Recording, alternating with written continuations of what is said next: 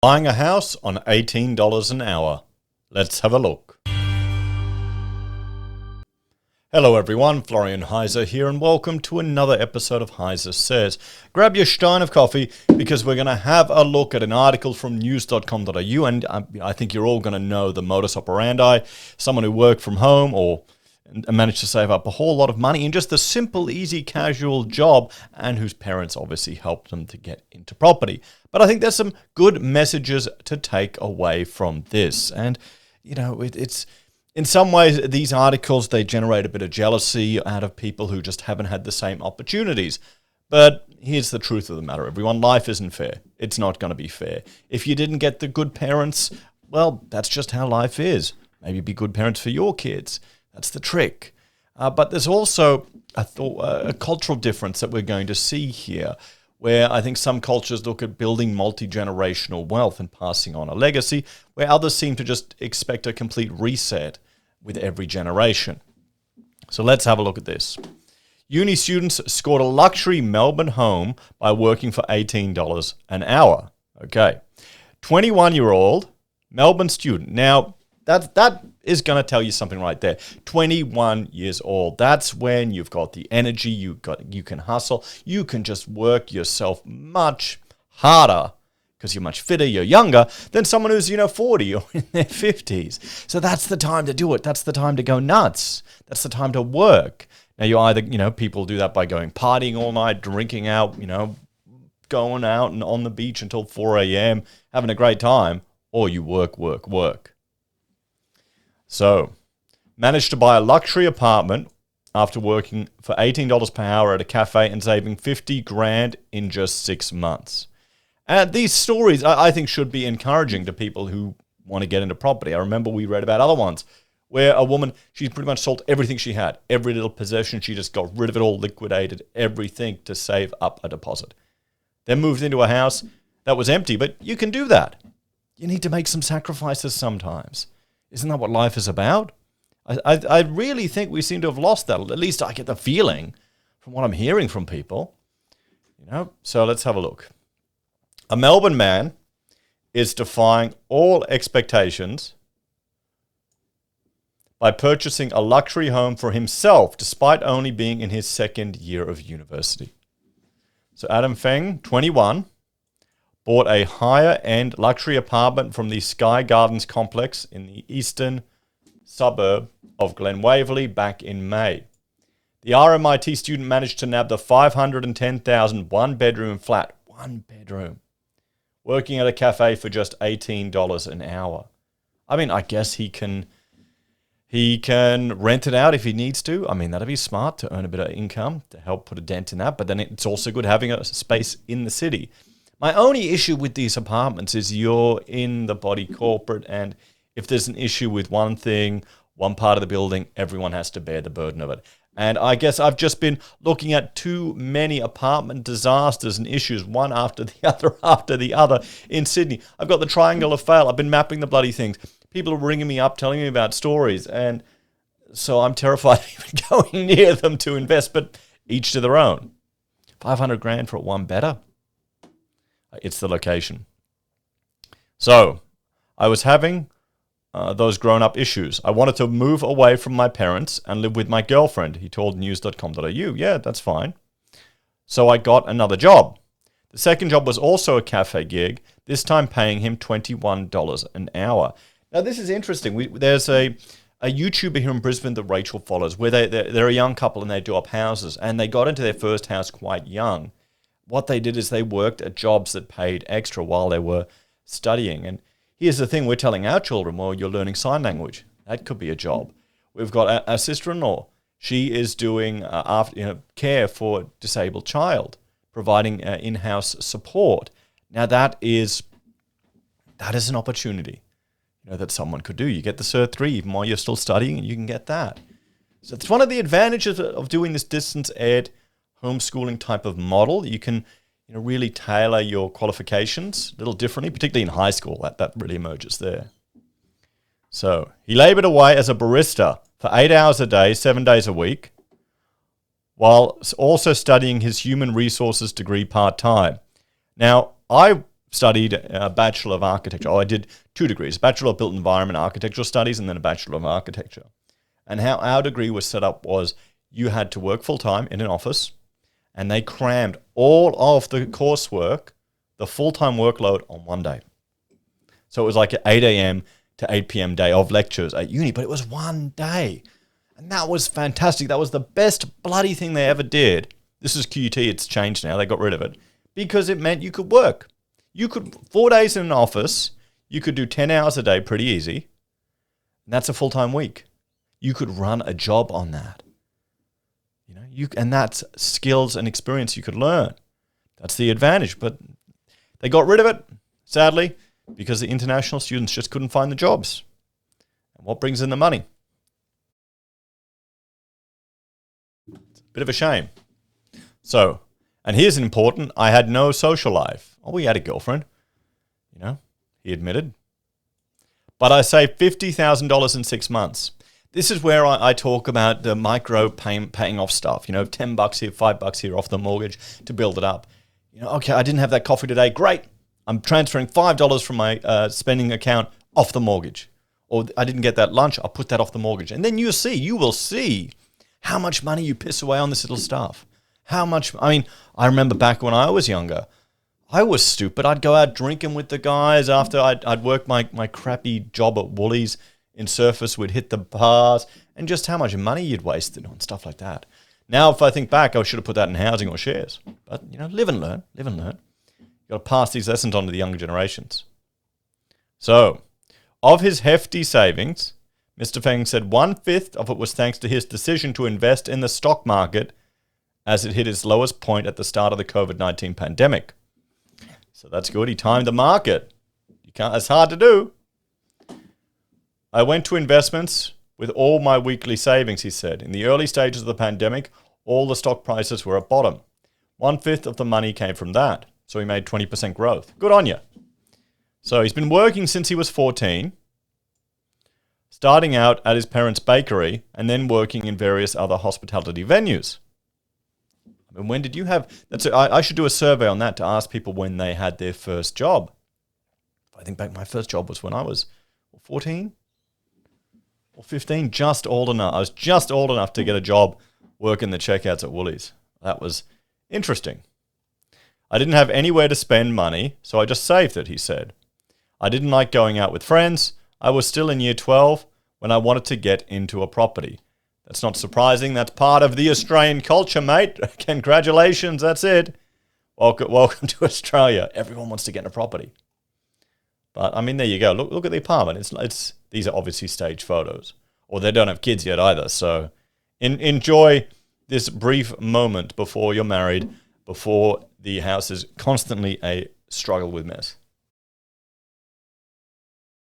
That's just me being envious right there. So even with his $50,000 in saving, that wasn't enough to make up the 20% deposit required to secure a bank loan, starting at $102,000. See, he couldn't get the single parent 2% loan. He didn't get the 5% loan. So his parents fronted the rest, but he's since paid it all back. So they helped him get in the market. And you might think, oh, that's unfair. It's going to inflate it. But that's reality, everyone. That's how it is.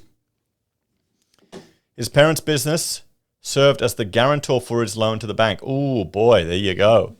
There you go. So this is risky. His parents are taking on a lot of risk for him, so they trust him. But there you go. According to research from DFA, Digital Finance Analytics, you can watch Martin North on YouTube, parents are chucking in an average of more than $94,000 to help their kids into the property market.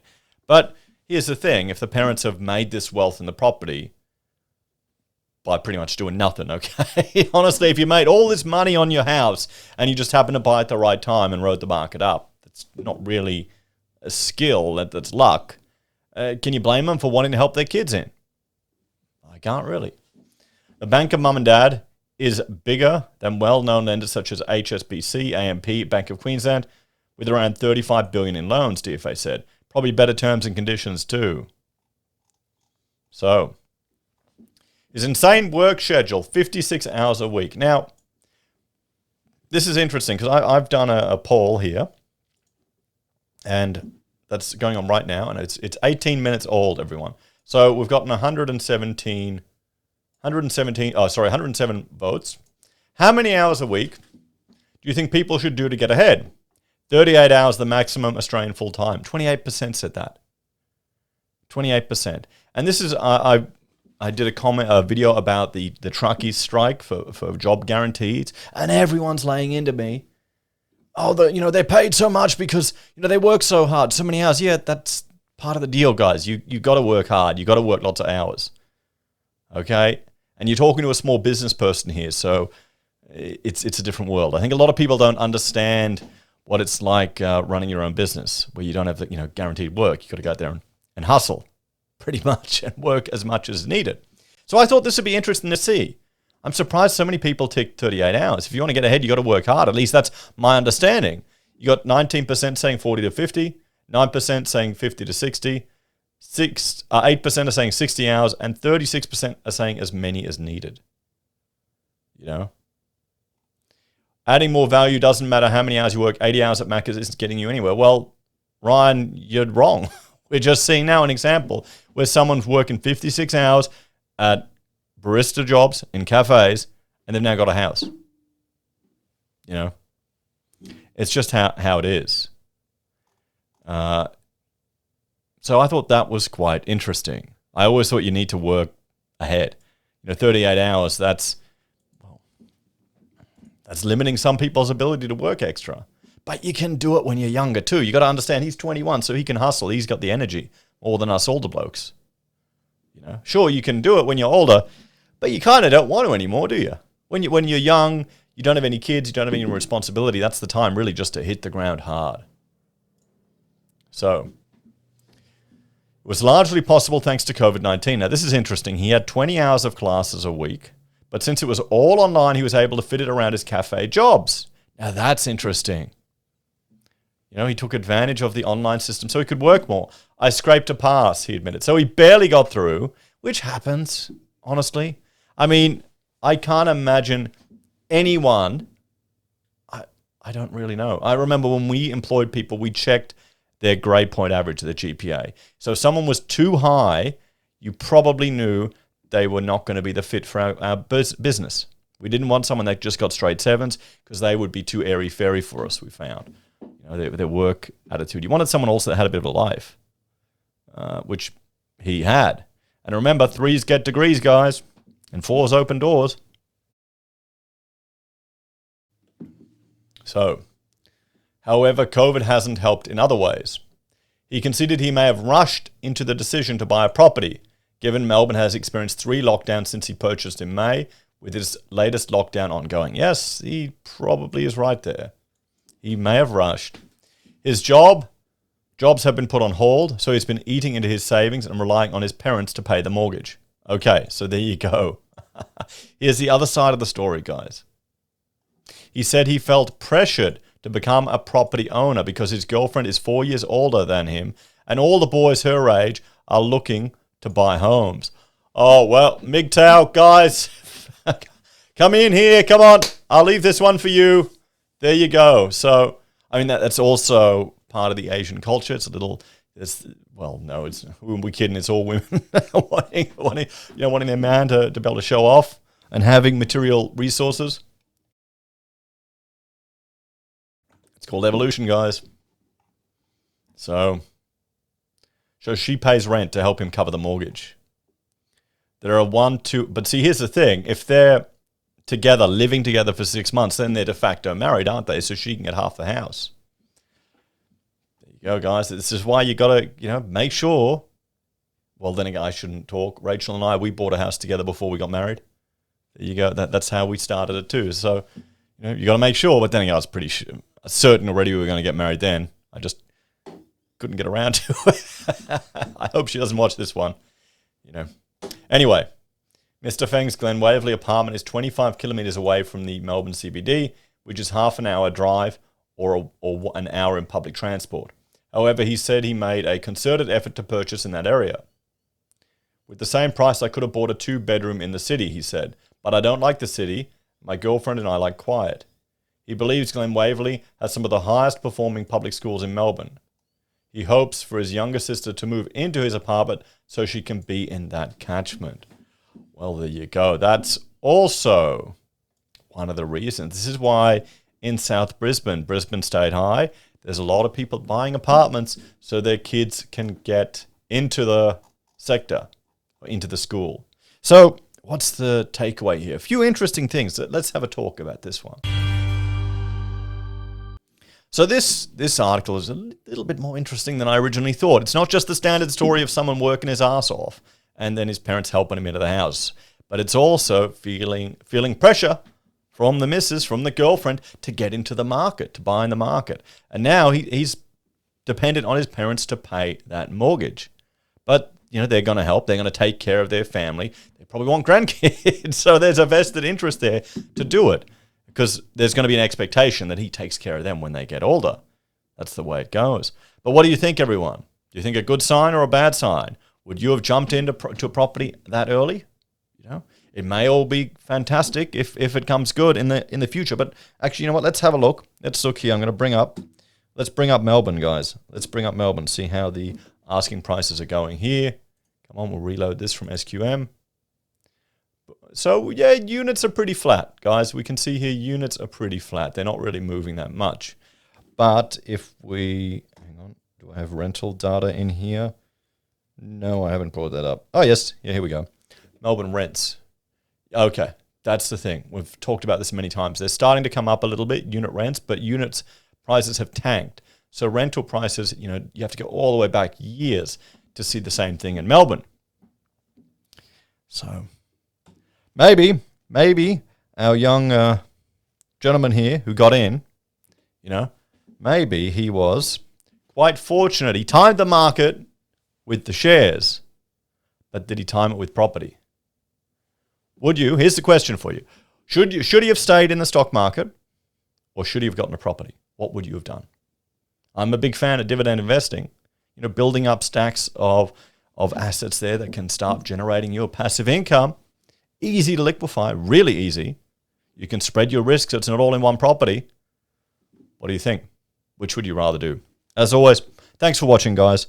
Like, share, subscribe to the channel. If you're a fan and enjoy the content I create here, there are a few ways you can help us out. You can join the channel on YouTube or Patreon. Sign up for SelfWealth or Stake. Use our affiliate links at Amazon, eBay, Independent Reserve or AussieBroadband. You can buy merch from HeiseSays, use Gold Pass from the Perth Mint, or support us via PayPal.